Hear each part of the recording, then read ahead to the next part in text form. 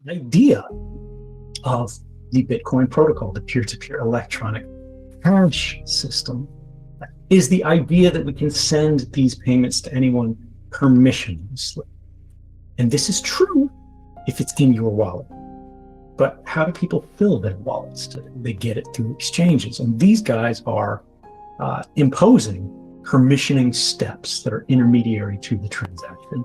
And the only way to defeat that is to allow some kind of purification step, right? Where we remove all of the taint, we remove all of the identification, we remove all of the cruft being imposed at this external level, this external layer in the system, and return it to this idea that we can have direct trade, we can have direct commerce, we can have direct interaction with anyone, anywhere, anytime. Until we recognize that and realize that and enforce that, or at least provide opportunity through the protocol level, crypto hasn't gotten to where it needs to be. Edward Snowden says crypto hasn't gotten to where it needs to be. Bitcoin this week has taken another 10% blow to now sitting around the low 30,000s, with a plunge into the 20,000s now seemingly very likely. Now, one of the main reasons for this was news that came out of the FBI recovering a crypto ransom, with concerns over the security of the cryptocurrency after United States officials were able to recover most of the ransom paid to hackers that targeted Colonial Pipeline. Although unclear, court documents say that US officials managed to access the password for one of the hackers' Bitcoin wallets as they used software to track wallet transactions on the blockchain. Although specific ways in which the FBI retrieved the wallet passwords were not disclosed, it does highlight privacy concerns regarding Bitcoin and cryptocurrency. In this video, just recently, Edward Snowden spoke on exactly these concerns, as well as the main issues Bitcoin faces as surveillance globally increases. Let me know if you think Edward Snowden is a modern day hero, or if you disagree with his points in the comments. Also, only a small percentage of my viewers are actually subscribed. If you enjoy finance content, consider subscribing. It's free and you can always change your mind. Enjoy the video. The surveillance has become easier. The barriers to performing surveillance at scale have with the advance in technology. We actually still believe things like the idea that cash is anonymous, and that's no longer actually true. Fun little exercise for anybody at home who's doing this. You know those cash counters that you see at like the bank, you know, they can put like a stack of money in, it's like, and it pulls it through and it says, these are, you know, of these bills, or these are 30 of these bills, or whatever. Like you can sort it into all kinds of things. If you make a deposit, if you ever actually go into a bank anymore, which in a lot of you don't. But maybe, you know, you're a drug dealer, go buy your own cash counter. Those cash counters now, they actually scan the serial number of every bill. And they keep a database of every serial of every bill that they scan, even when they're going by, like, you know, 130 seconds. And guess what those cash counters are now? Yeah, they're networked, right? And so this is the thing. The same thing is happening to our postal mail. The USPS in the United States, they photograph addressing information for every piece of mail now they process. And these are just the challenges that we face, right? They see it as metadata. Like maybe they don't know what you spent that money on, but they know that that cash was deposited by this person at this bank, eventually, this business. And the last time that the system writ large saw this bill was over in this state or that, and it was withdrawn by this person at that time. And we have no idea how the federal government is using these programs. We have no idea how the banks are using these programs to perform sort of surveillance and link analysis of how sort of financial flows occur. But then, as you say, then we get cryptocurrency. Now, cryptocurrency, and by this I'm just going to say Bitcoin, is really failing comprehensively, terribly on the privacy angle. And I've said this again, and people are like, oh, Taproot, look at what Taproot actually does. Taproot does not fix Bitcoin's privacy problem. And there's some arguments that it makes it worse by this sort of fragmented address space, making a forensic sort of flow analysis easier, because you can spend a wallet is using the ancient address. They sent a payment to this new person. with a new form of address, right? But the change address went back to the old one. So even though there's one input, two outputs, you can tell one was a payment and one was a sort of a refund or a change event. Shouldn't be like that. There's no reason for it to happen. We see so many different privacy coins. Zcash, I have said repeatedly, really does the best in this space with their shielded transactions. The criticism is that like these transactions don't occur by default, which is valid. In my opinion, they should happen by default. There are other cryptocurrencies like Monero, privacy coin, which is having a lot of trouble being listed on exchanges broadly, which has sort of privacy by default, but it's a lower measure of privacy. They're just playing a shell game. And those shell games really don't last forever, particularly as technology does better and better. And we haven't seen legally tested in the kind of way that we want to see it done.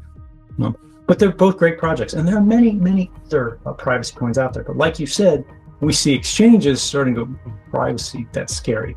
The way that you fix this, the way that you normalize this is you make Bitcoin private, right? And I mean the main chain. I'm not talking about putting a layer 2. I'm not saying lightning shenanigans, right? You have to make the idea cryptocurrency is private by design. And once you normalize that, it's fait accompli.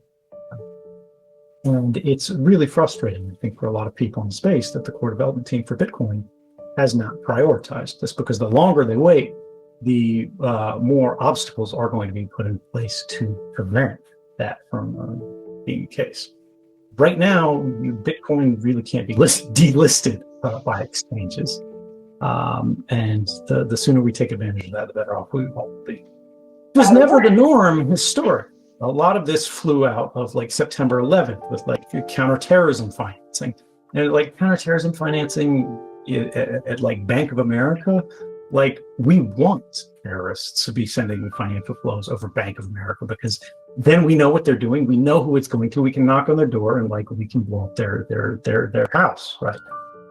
The way we deal with these things is really crazy, because we structured these new policies in the panic. I'm sorry, I didn't mean to jump in there, but I think it's important.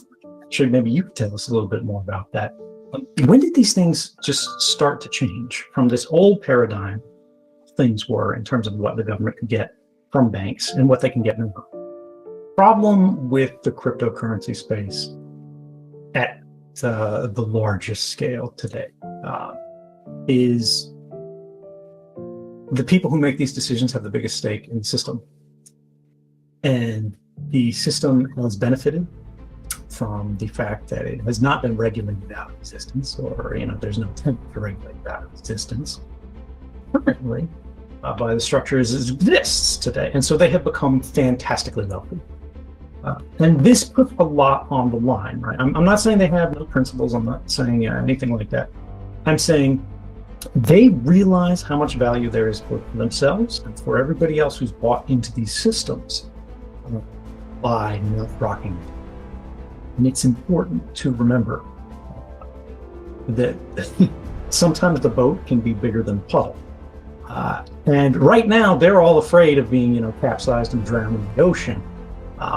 But there is, like right now, they're in a puddle and there's a rainstorm out there.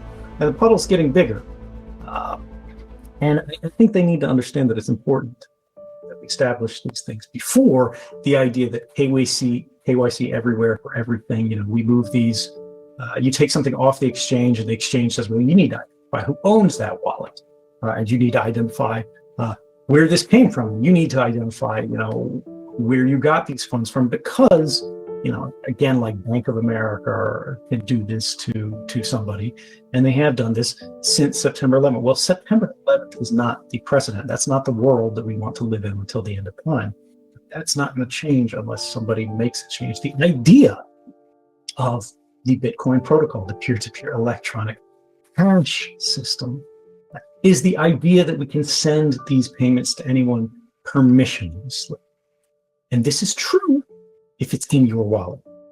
But how do people fill their wallets today? They get it through exchanges. And these guys are imposing permissioning steps that are intermediary to the transaction. And the only way to defeat that is to allow some kind of purification step, right? Where we remove all of the taint, we remove all of the identification, we remove all of the cruft being imposed at this external level, this external layer in the system, and return it to this idea that we can have direct trade, we can have direct commerce, we can have direct interaction with anyone, anywhere, anytime. Until we recognize that and realize that and enforce that or at least provide opportunity through the protocol level, crypto hasn't gotten to where it needs to be.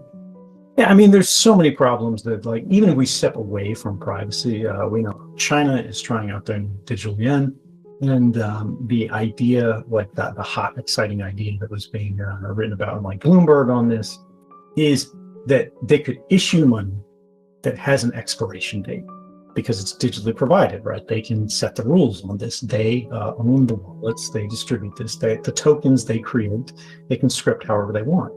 And so they go, well, for economic stimulus, you know, we can give a payment, and if you don't use it, you lose it. But simply the idea that anyone anywhere can revoke your money is terrifying. How can anyone say, you know, we're all going back to gold at that point, like digging in the ground and like burying acorns in the forest like squirrels? And, you know, there's actually an argument to be made for people doing that for thousands of years. That's why sometimes you find caches of like, you know, buried coins under some house in England. It's because people recognize, for good reason, you have to be able to store value somehow that can't be confiscated, because confiscation is not always just, even if it is legal. And just to respond a little bit to the Hong Kong thing, I think that's a great point, but it also shows where we are really bad at anticipating threats, and we're very bad at scaling things. You go to the subway and you don't want to use cash because you don't want your ticket to be associated with your card that says you went to this protest at this time. Great, makes sense, good idea. At the same time, you're carrying your phone, and there are cell phone towers at the protest site because there's cell phone towers everywhere in the city. And your phone is associated with your SIM card. Your SIM card is associated with the telecommunications company, and the telecommunications company associates that with your payment information. The phone company still knows you were at that protest site because your phone was at the protest site.